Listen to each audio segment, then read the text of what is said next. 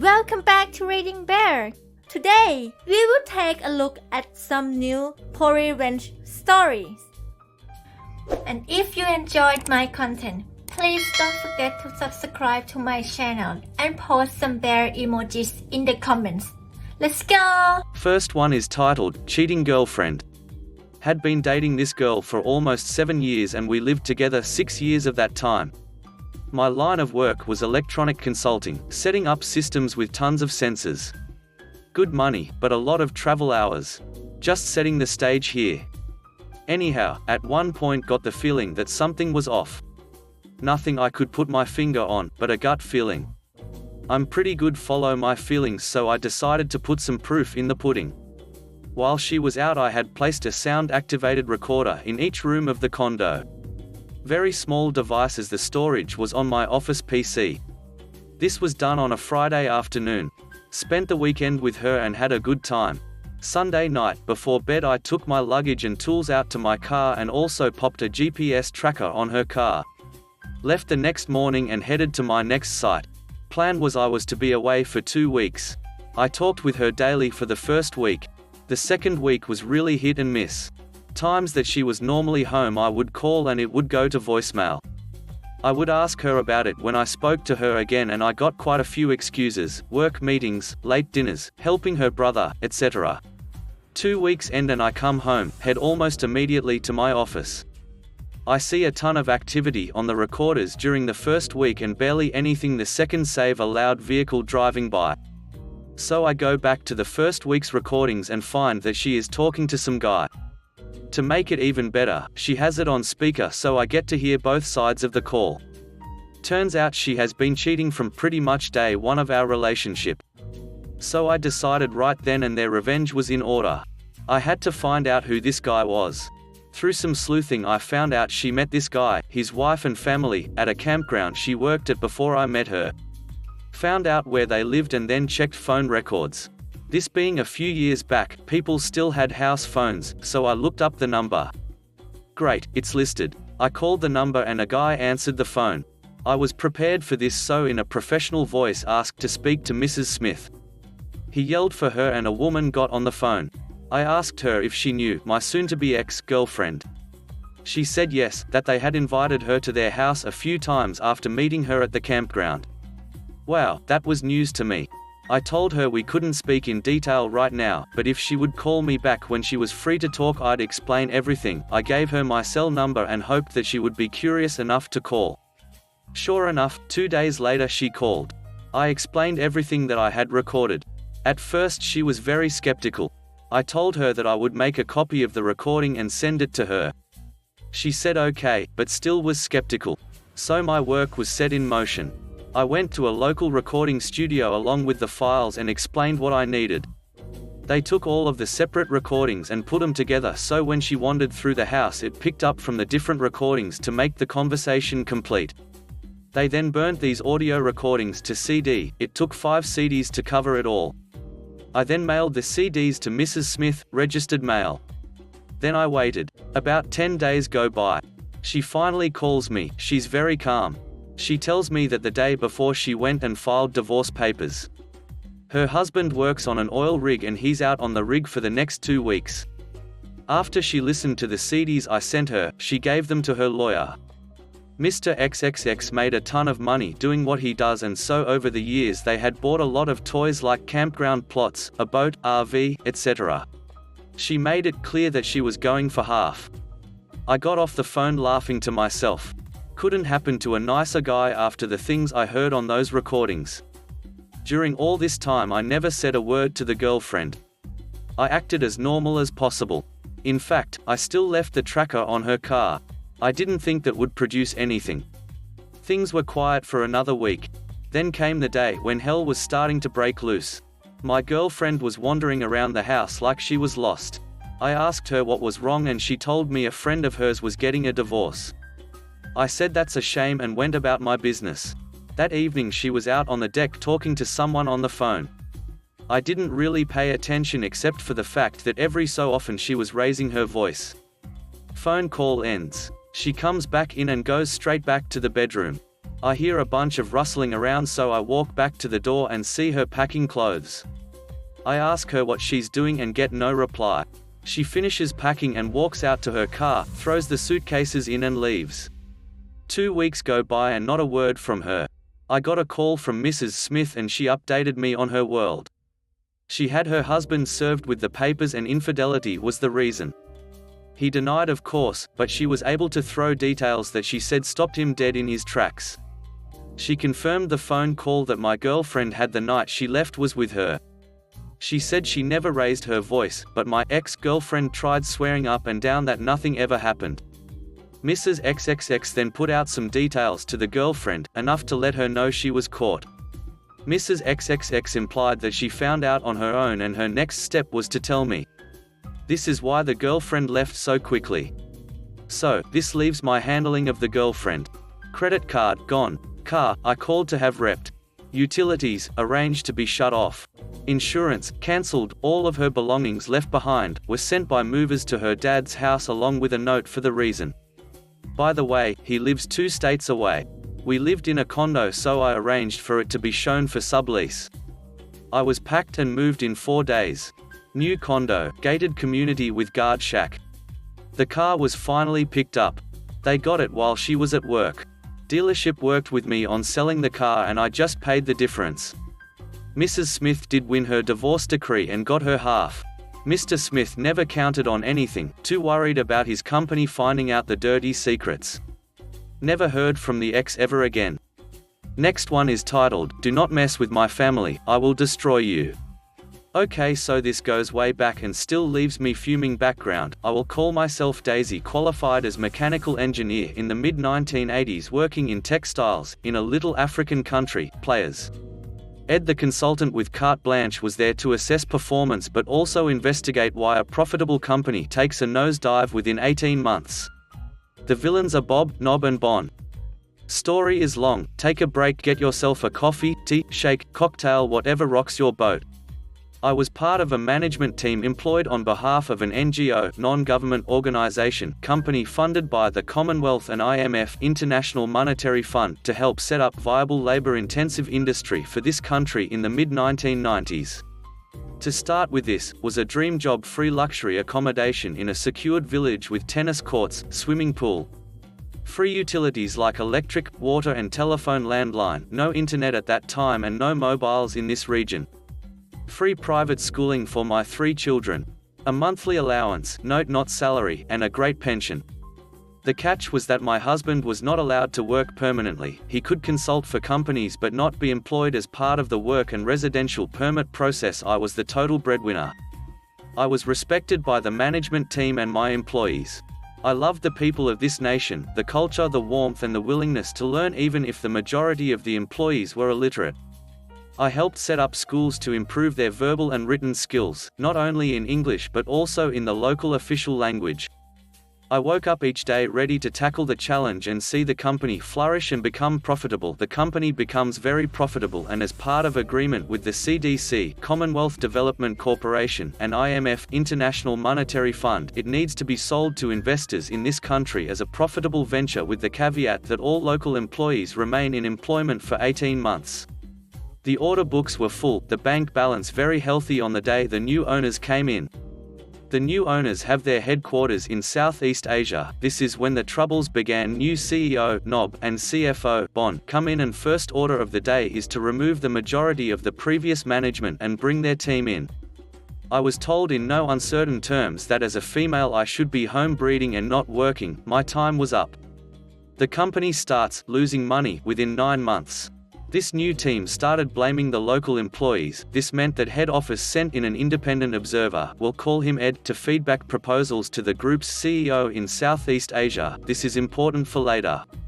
I had to have medical leave for 8 weeks, and whilst on medical leave the CEO makes decision to cut off free private education for my children and no more free utilities or food allowance without adjusting my allowance.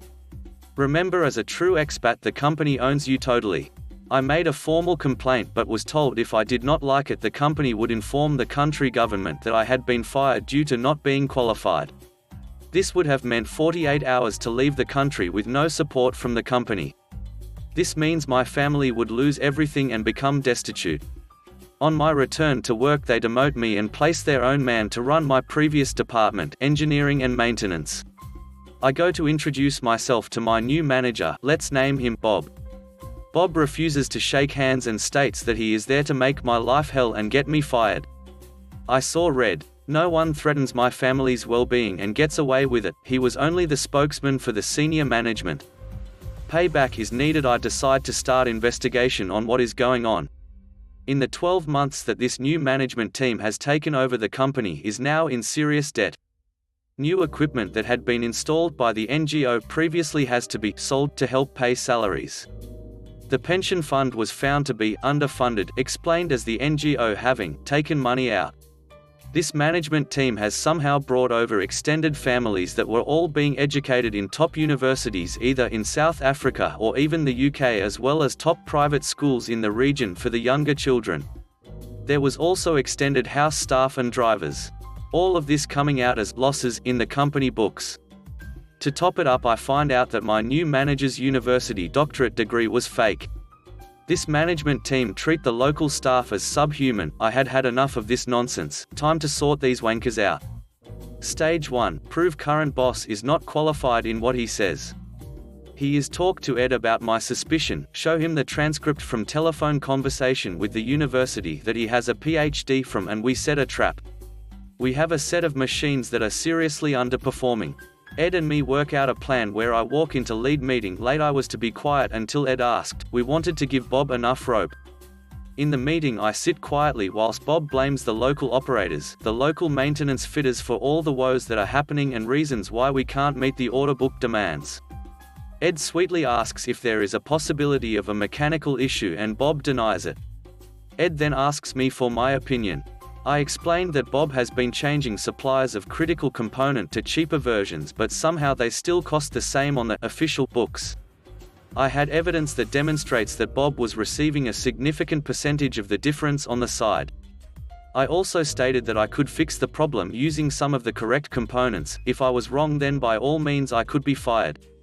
Ed sets a challenge to me and Bob. Each one of us has a team of fitters and our chosen components. Bob storms to shop floor and does his usual screaming at everyone. I go down and explain what I was trying to achieve and how it would benefit the operators and get the project going. At end of week I have to report back to management team. Ed had asked a few operators, mechanics and production supervisors how Bob worked and if there was any attempt to sabotage my project. Needless to say, Bob did try everything. Ed gives Bob a chance to come clean, but Bob still stated I was a liar and knew nothing. Ed stands up, goes to the door, opens it, and outside is Bob's family. Ed had organized drivers and contacts to fly to South Africa, pick up all the children from schools and universities, and for those in UK, the university was informed no company funds would be forthcoming. Then he proceeded to give each of Bob's family plane tickets for the following morning. Company security guards and police were sent with Bob to his bank where these funds were frozen due to fraudulent transactions. He accepted a plea bargain. He will not be welcome in Africa ever, and his home country police were informed when Bob landed in his home country. The head office had organized a police escort. Basically he was unemployable and his family greatly shamed. I hope he got his just desserts, couldn't care less. Stage 1 complete. Stage 2, the final event, prove Nob and Bon have been defrauding the company and country. Nob and Bon were still in charge of the company. This is now 18 months from takeover. The stated clause that the workforce could not be touched was up. Nob and Bon called an all-site meeting. They stood up front with tears running down on how the NGO had lied about the company orders and profitability, how they are trying their best but the company is really struggling and people will lose their jobs. I had been working closely with Nob and Bon's secretary, so had been able to access the info needed. Survival kicked in. As I was part of the original management team, I had the original accounts that were audited as part of the CDC and IMF funding for the NGO. In between I accumulated information on the losses being shown and the missing money going offshore into private accounts and not the head office accounts. You see, these two did not respect women or the locals and assumed that what was being done would not be picked up. If they had bothered to understand who they employed in the office, they would have found that the purchase officer and the accounting supervisor were qualified accountants with close links to government, the banks, and they were, you're right, women. I had explained that there would be a time when we needed evidence to safeguard the money and people's livelihood. So the files had been building from when they were in 6 months to now a year later. Nob announces that 66% of staff will have to be let go. Again, I talk to Ed and give him the evidence we had been accumulating. Nob calls me to the office to tell me that I am redundant with immediate effect and that to be able to stay in the country to sort out my family, I would now owe the company rent that was twice my given allowance. I lost it. I literally turned around and explained that in less than 24 hours he would have no future, his family would have no future, no matter where they run. They would be found. I knew this to be true as Ed already had the wheels in motion. This time the group chairman walks in on my heated conversation together with the IMF representative and Bon in tow. Nob was fired on the spot, loaded onto a plane with an international warrant for fraud. The IMF persuade this fully. They were screwed. In this Southeast Asian country, a stain on your trustworthiness means you are untouchable. As for me, well, the company limped along, but I no longer trusted anyone from that group. Myself and my husband found employment in another regional country. This time both of us had work permits and also had airtight contracts. No one will ever screw us over or make us feel like slaves. The message was, do not threaten my children or my family, I will destroy you by waiting until you hang. Not proud, just realistic. Last one is titled, Accuse Me of Stealing. I'll ruin your business and life. This little story of revenge is about how I got even with a former boss, and how I destroyed his and his business partner's life in the process. Many years ago I worked at an electronics repair store that will not be named. It was the only one in our smallish town, so everyone came there. I worked my way up from lowly tech to store manager in roughly 6 months. A few months after I made store manager, one of the owners, who we will call Dennis, insisted on bringing his nephew in as a part-time employee. Don't get ahead of me, Redditors. I initially didn't have any issues with the kid. He had come to the store on multiple occasions and we would all sit around in the back and talk. So again, I had no issues with bringing him on part-time. For a good month or two, the kid, who we will call Kevin, busted his behind, did everything right, and he could solder an HDMI port on a PS4 in minutes, one less thing for me to do. Profits for the store were skyrocketing and things seemed rather fine from where I was standing. I was due to make a fairly large bonus that year as long as the store kept turning the amount of money it was turning. I figured at this time, we could make Kevin our assistant manager and I could go back to doing paperwork, inventory orders and such, and leave the running of things to him. Well, mistakes were definitely made. I had a bad habit of writing down my login PIN because Dennis and his business partner Jay were idiots and wanted the PIN to be 9,347,893,247,349 digits long. These pins were required to access everything from sales data, to the cash register and more.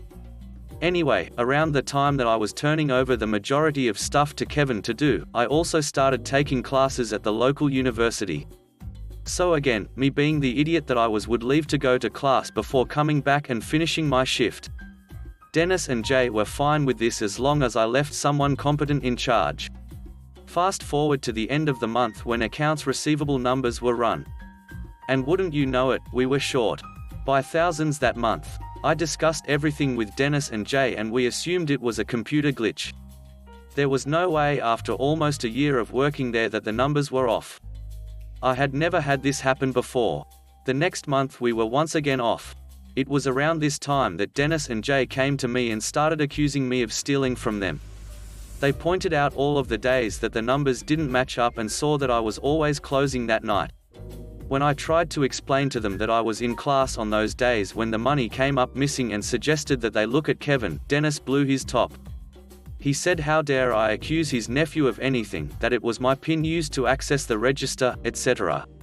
Needless to say, I was fired. Luckily they didn't call the cop because, in Jay's words, I had made them a boatload of money. A couple of years had passed since I was working there. I graduated college with a degree in business and had moved on with my life, or so I thought. One night while I was out at the store, I heard from behind me, "You thief." As I turn around, I see Kevin and Dennis with a crap-eating grin on their faces. I shrug it off, and walk away, continuing to hear their childish taunts. While in my car, I began to formulate a plan. I was going to crush these idiots no matter how long it took. It took me 2 months of planning, but finally I figured that I would use my social engineering skills and my business savvy to completely crash their business. I broke the HDMI port on my PS4 on purpose and took it in to have it fixed. Kevin and a girl that had started there a few weeks earlier were the only two working. Kevin: "Hey, welcome to such and such." "Oh, it's you, thief. What can I help you with?" Me: "First off, you can stop calling me that. You and I both know it's nonsense." Kevin: "Sorry dude, Dennis told me to call you that. I'm sorry how everything went down. What can I help you with?" Me: "My HDMI port broke. Do you guys still repair them?" Kevin: "Yeah, we still repair them. It's $115. Me: "Damn, you guys went up in price. Good on you. So, how's everything been since I left?" Kevin: "You mean since you were fired for stealing?" Me: "Yeah, whatever, we both know that's nonsense." I knew Kevin was trying to impress the girl, but didn't care at that minute. We'll come back to her. As I glanced around, I saw that they had added some new things to the store, including OtterBox cases and such. Me: "Whoa, that's new. How did you guys manage to get in with OtterBox?" Kevin: "Oh, we didn't, they kept turning us down, and so I found a Chinese distro. We get them for $5 and sell them for $30. Me thinking to myself, this dude loves to blab, I need him to keep it up. Me: "So, how much have the prices gone up on other things?" Kevin: "Oh, quite a bit actually. You thought you were turning this store a profit, let me show you something." He showed me their new price list, which was insane on the pricing and also a big mistake. Revenge is mine. I never believed in ripping anyone off, so I always convinced Dennis and Jay our pricing was fair. And that they didn't need to charge a lot for repairs. Since they were the only game in town, they had everyone by the balls. After the work was finished, I said goodbye and made sure to wave to the girl as I walked out. This is when my plan really went into motion. I had everything I needed to crush idiots. All except a building. The next day I looked around for a location to begin to dismantle their monopolistic hold on the town. As luck would have it, a location right across the street from their store was coming up for rent. I quickly signed the lease and began to distribute flyers letting the town know about our coming grand opening on the flyer. I was offering 90% off the first repair. Basically I was doing the work for free, just all they had to do was pay the part price. Opening day comes and I have 60 people there to get repairs. Ranging from iPhone screen repairs, to simple PC tune-ups. This went on like this for months. Sure, I was taking a loss on the building rent, but this being a smallish town, and the rent was easily manageable. After things started to settle down and business became steady, Dennis and Jay started losing massive business due to the new guy in town. They still hadn't realized it was me. Jane walked in as I was closing up shop. Jane, if you recall, was the girl who worked for Dennis that Kevin was trying to hit on. Apparently she had been let go that night and was looking for another job. I immediately gave her the job, because she knew her crap. I asked her what all happened over there, and she said everything has gone down and that the store has been losing tens of thousands since this place opened, and that she would have left sooner if she didn't need the job. Kevin apparently really liked her and couldn't keep his hands to himself. A month after Jane came in, Dennis and Jay came in to see who their new comp was. As they walked in, I greeted them as I do any customer. Me: "Welcome to New Guy's Electronic Repair, how can I help you?" Dennis: "Does the owner know he hired a thief?" Me: "Oh, I'm sure he knows, you're full of crap on that one." Dennis: "Get me your manager, you idiot thief." Me: "Sir, I am the manager, how can I help you?" Dennis: "Well, is the owner here?" Me: "Yes sir, he is." Dennis: "Good, then go get him, so that I can tell him what a thief you are." Me: "Sure, 1 minute." I walk into the back and start talking to Jane. We both enjoy a laugh because she overheard this dude. I walk out of the back and look at Dennis. Me: "How can I help you?" Dennis: "You can stop playing games and get me your owner." Me, pointing to the sign behind me: "Yeah, that's me, how can I help you?" Dennis: "You're the one that has been taking all of our business?" Me, yep, you called me a thief when you knew all along it was your idiot nephew that was stealing from you. I made it my life's mission to destroy you the day you and Kevin called me a thief in the store. You couldn't leave well enough alone. Jay, you mean to tell me that this is his fault? Looking at Dennis. Me, yep, and yours as well, you had a chance to stick up for me and didn't. If I can't assist you gentlemen with a repair or anything, I kindly ask that you leave my store. Dennis, duck you haven't heard the end of us. This quite literally cracked me up, the dude trying to talk tough. I laughed as they stormed out of my store. About this time, Jane came from out of the back area, and dropped her phone. I bent down to pick it up and noticed that it was the fake OtterBoxes that the other store was selling. I made an anonymous tip to OtterBox regarding them selling counterfeits. Boy, let me tell you, OtterBox doesn't ducking play. Within a week the other store was raided.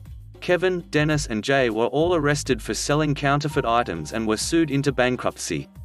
As for Jane and I, well, we just welcomed our first child into the world and have been married for a year and a half. If you're reading this, Kevin, little ducking thief, not only did I cost you and your uncle everything, but I also took your woman. EDIT1, cannot believe that I have to add this in here, because some people cannot read between the lines. OtterBox is the one who got them raided by the police. OtterBox doesn't do the raiding. Thanks for listening.